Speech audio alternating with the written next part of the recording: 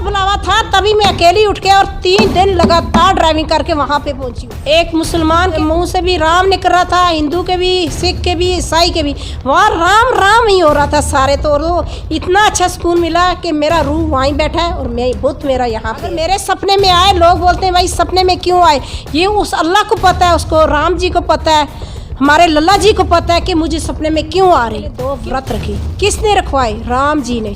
मेरी क्या ताकत है? प्रॉब्लम तो आई नहीं, प्रॉब्लम तो नज़दीक से नहीं आई, कुछ भी नहीं। धुंध 1-2 जगह आई, मैं 100 की गाड़ी साइड लगा के आराम से, कोई दिक्कत मेरे को किसी तरह से इंसान की तरफ से नहीं आई, क्योंकि रब का बुलावा। पहले एक अच्छा इंसान बनो, मज़हब दुनिया में साइड में रखो। मज़हब जय मां डोगरी, मैं अक्षय सागर और आप देख रहे हैं रफ्तार जम्मू। चंद पलों की गुफ्तगू और सच से करवाएंगे रूबरू। 22 जनवरी 2024 वो ऐतिहासिक दिन था जिस दिन रामलला की प्राण प्रतिष्ठा हुई। रामलला अपने सिंहासन पर विराजमान हुए और पूरा ब्रह्मांड इसका साक्षी बना। पूरे ब्रह्मांड में से अनगिनत लोग अयोध्या नगरी पहुँचे उस ऐतिहासिक क्षण का साक्षी बनने के लिए। जम्मू कश्मीर की एक बेटी अकेले गाड़ी लेकर अयोध्या नगरी पहुंच गए क्योंकि रामलला जी की प्राण प्रतिष्ठा थी। आप हैं सादिका खान जी, कश्मीर से ताल्लुक़ रखते हैं। सादिका खान जी, जैसा कि आपने कहा कि रामलला स्वप्न में आए और आप राम कार्य के लिए निकल गए, क्या कहेंगे? थैंक यू, शुक्रिया सर आपका बहुत बहुत। आपके चैनल के माध्यम से मुझे सब सुनेंगे। मैं यही कहना चाहती हूँ, पहले एक अच्छा इंसान बनो, मज़हब दुनिया में साइड में रखो। एक इंसान अच्छे बनो, अच्छी तरह जाओ, रामलला जी के वहाँ पे दर्शन करो, आपको पता चल जाएगा मुस्लिम, सिख, ईसाई क्या चीज़ है, क्या भाई भाई वहाँ बन के दर्शन कर रहे। हर एक बंदा वहाँ पहुँच रहा है। मैंने खुद अपनी आँखों से देखे। एक हमारी बेटी 20 साल की, उसने भजन गाया, क्या सुकून मिल रहा है उसको भजन गाने में पहाड़ी में। उसके बाद एक बेटी वहाँ बम्बई से आई, उसके पैरों में छाले थे, क्या सुकून मिला उसको कि पैदल आई। मैं तो फिर भी गाड़ी भी गई, मेरा बुलावा आया। बेटी अभी नहीं पहुंची बट वो भी पहुंचने वाली है।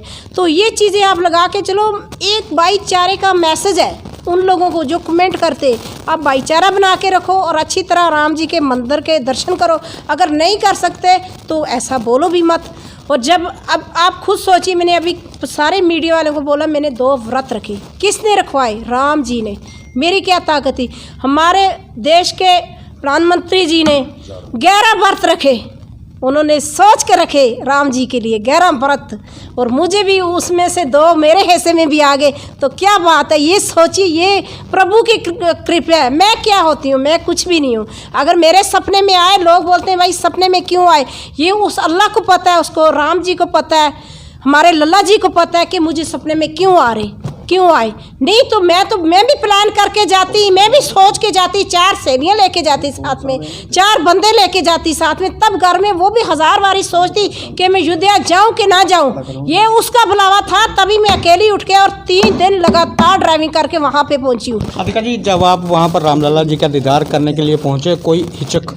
कुछ भी नहीं, किसी तरह की कोई प्रॉब्लम तो आई नहीं, प्रॉब्लम तो नज़दीक से नहीं आई, कुछ भी नहीं।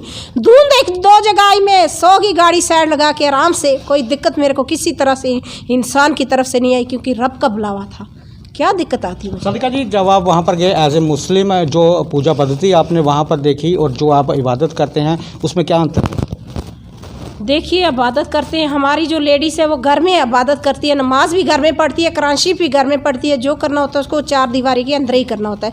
बट वहाँ पे जो देखा मैंने वो अलग ही मैटर था, वो अलग ही। एक मुसलमान के नाम से मुंह से भी राम निकल रहा था, हिंदू के भी, सिख के भी, ईसाई के भी, वहाँ राम राम ही हो रहा था सारे। तो इतना अच्छा सुकून मिला कि मेरा रूह वहीं बैठा है और मैं बुत मेरा यहाँ पे है। सादिका जी, आप जम्मू में आज प्रेस कॉन्फ्रेंस कर रही हैं और जम्मू का मीडिया प्रो सनातन है। जिस तरह से बेबाकी से आज आपने यहाँ पर सवालों के जवाब दिए, कुछ दिनों के बाद आप जब कश्मीर में पहुँचेंगे, जब वहाँ पर आपका मीडिया से रूबरू होंगे, तो क्या वहाँ पर भी इसी बेबाकी से जवाब नहीं है? बिल्कुल इसी से ही दूंगी, और किससे दूंगी? जो मेरे अंदर है, राम ने बिठाया हुआ है, मैं वो ही दूंगी। मैं कोई ज़बान से नहीं दे रही सर, मैं रूह से दे रही हूँ।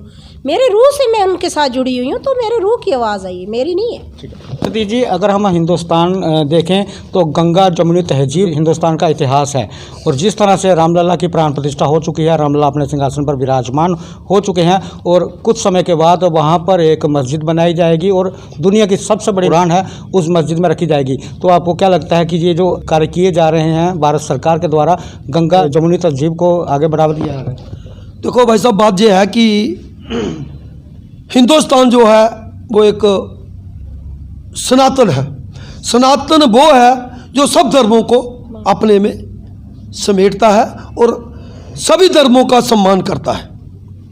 तो कहने का भावार्थ ये है जो आप पूछना चाहते हैं कि जैसे रामलला में मुसलमान हो सकता है 10% पहुँचे हो, 2%, 3% होगा, तो मैं आज ही आपको जो कहता हूँ, जिस समय वहाँ हमारे प्रधानमंत्री, जहाँ हमारे कोई भी संत, जहाँ हमारे कोई फ़कीर, जहाँ कोई जो भी उसका नींव पत्थर जब रखेंगे, तो अपनी कम्युनिटी के अलावा हिंदू धर्म के और सिख धर्म के लोग ज़्यादा होंगे। आज ही एडवांस कह देता हूँ। तो जिस समय उनका कुरान शरीफ को जगह दी जाएगी, तो मैं कहता हूँ अगर आप लाखों में आए थे तो वो करोड़ों में इकट्ठे होंगे, क्योंकि हम हिंदुस्तानी हैं और हिंदुस्तान के जो लोग अपने सनातन को मानने वाले हैं, और सनातन वही मान सकता है जो दूसरे धर्म की इज्जत करता है। जिसने अपने धर्म की इज्जत नहीं की, दूसरे की इज्जत नहीं की, वो अपने की कभी नहीं कर सकता। और आपने देखा कि जिस तरह से रामलला जी की प्राण प्रतिष्ठा के बाद हिंदुस्तान में बदलाव देखने को मिल रहा है, गंगा जमुनी तहजीब जो है वो अब फिर एक बार चर्चा में आ चुकी है। और जिस तरह से यहाँ पर कहा गया है कि रामलला की प्राण प्रतिष्ठा में अनेकों मुस्लिम समुदाय के लोग भी शामिल हुए, और जब अयोध्या नगरी में मस्जिद बनाई जाएगी और दुनिया का सबसे बड़ा कुरान शरीफ वहाँ पर रखा जाएगा, तो उस कार्यक्रम में हिंदू भाई भी जरूर शामिल होंगे। आगे भी देखते हैं रफ्तार जम्मू, जय भारत।